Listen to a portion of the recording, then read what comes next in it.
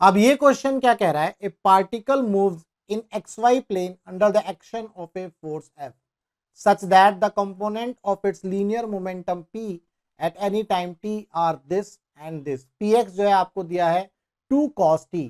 P X जो momentum का component of momentum है एक्स डायरेक्शन में वो है 2 cos t, और लीनियर मोमेंटम का वाई कंपोनेंट है 2 sin t। इसका मतलब ये हुआ कि जो मोमेंटम है आपका वो फंक्शन है किसका, टाइम का। और हमें पता है according to Newton second law F क्या होता है, dp ओवर dt। तो यहां पर p हमें फंक्शन मिला टाइम का और नीचे हमारा dt होता है, तो इसका मतलब हम आराम से इसको डिफरेंशिएट कर सकते हैं। तो सिमिलरली हम ये करेंगे कि भाई एफ एक्स निकालेंगे पहले। तो एफ एक्स क्या होगा, डी पी एक्स अपॉन में डी टी। तो D by D T, P x की जगह क्या आ जाएगा, 2 cos t।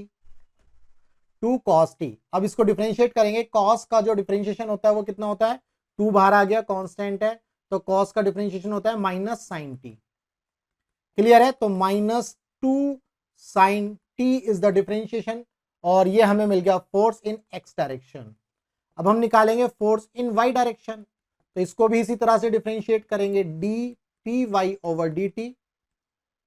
तो ये आ जाएगा D by D T, P Y की जगह क्या आ जाएगा, 2 साइन टी। अब 2 साइन टी का डिफरेंशिएशन क्या हो जाएगा, 2 cos टी। तो हमें मिल गया एफ एक्स और एफ वाई, एफ एक्स और एफ वाई हमें मिल गया। अब यहां से इसको आगे सॉल्व कर लेंगे। अब यहां से हमें क्या निकालना है भाई, हमारे पास एफ हमें मिला वेक्टर एफ, इस तरह से लिख सकते हैं -2 sine T I cap plus 2 cos T J cap.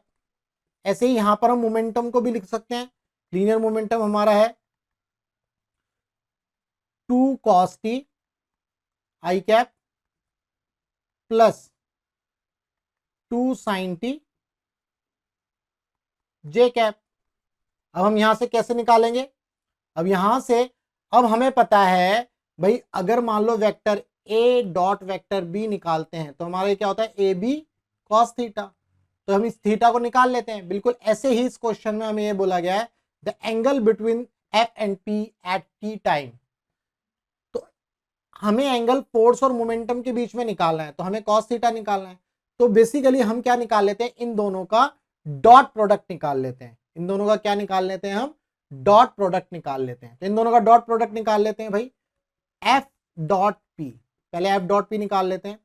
तो आपको पता है डॉट प्रोडक्ट में आई कैप, यहां लिख देते हैं, चलो आई कैप डॉट आई कैप ये क्या होता है 1, जे कैप डॉट जे कैप ये भी 1 होता है, और के कैप डॉट के कैप ये भी 1 होता है। बाकी इसके अलावा अगर ये डिफरेंट होंगे, आई कैप जे कैप, जे कैप के कैप, तो वो सब क्या होंगे, 0 होंगे। तो यहां से पहले हम इन दोनों को देख लेंगे, इन दोनों को देख लेते हैं, फिर इन दोनों को लिख लेंगे।